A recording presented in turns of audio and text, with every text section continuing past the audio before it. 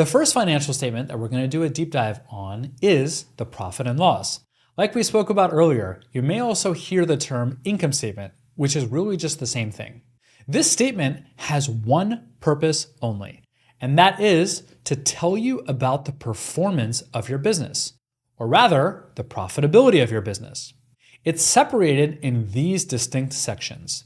First, we have revenue, which is synonymous with your income. Anytime that you perform a sale, generally you're going to record revenue. Now, as we'll soon see, it could differ as to what exactly triggers recording of that revenue, whether you're following the cash basis of accounting or the accrual basis of accounting. But I'm getting ahead of myself. Next, we have our cost of goods sold. And this is pretty much what it sounds like. It is the cost in order to deliver your product or service. So, let's say you're selling iPhones. Anytime that you sell an iPhone, the cost of that iPhone will then be recorded as a cost of goods sold. The next section of your profit and loss is your operating expenses, where you may see the phrase selling, general, and administrative. This relates to all the expenses in your business that don't directly relate to carrying out your product or service, but are still related to your core business. So a really popular operating expense is going to be your payroll expense.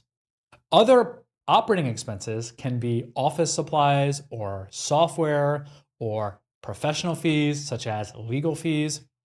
It really depends on the nature of your business for what's included in operating expenses.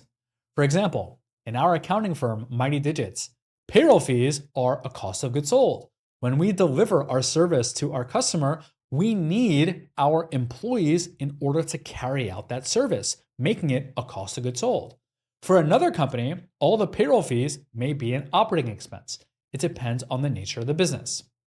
We then have other income and other expenses. Starting with other income, these are amounts that the business can generate in income, but don't actually relate to the core product or service that the company is selling. So going back to our iPhones example, if let's say you generate cash back from points on a credit card, that wouldn't really be considered revenue because you're not in the business of generating points on your credit card. Similarly, other expenses represent expenses to the business that aren't actually related to your core product or service. So that can be, for example, interest expense, which again doesn't relate to your core product or service, but instead relates to the cost of borrowing capital. You may also have depreciation expense for items related to capital expenditure items that don't relate to your core business. Depreciation represents the wear and tear of your fixed assets, which we'll cover when we get to our balance sheet. Now, if you, let's say, have office furniture and you need to record that depreciation, that wouldn't really be an operating expense or a cost of goods sold. Instead, it's an other expense. Now that we have all the sections of our profit and loss, it's time to talk about the actual profitability metrics in your profit and loss. And there are 4 ways that you could analyze profitability of a business. First, we have gross profit, which is simply our revenue minus our cost of goods sold.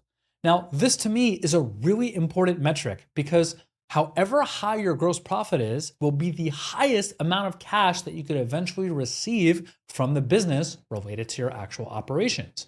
For example, if you sell iPhones for, let's say, $1,000 and it costs you $400, you'll never be able to generate more than $600 in bottom line net income.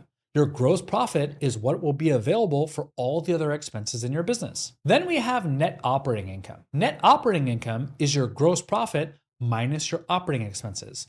So it's one level deeper in terms of profitability.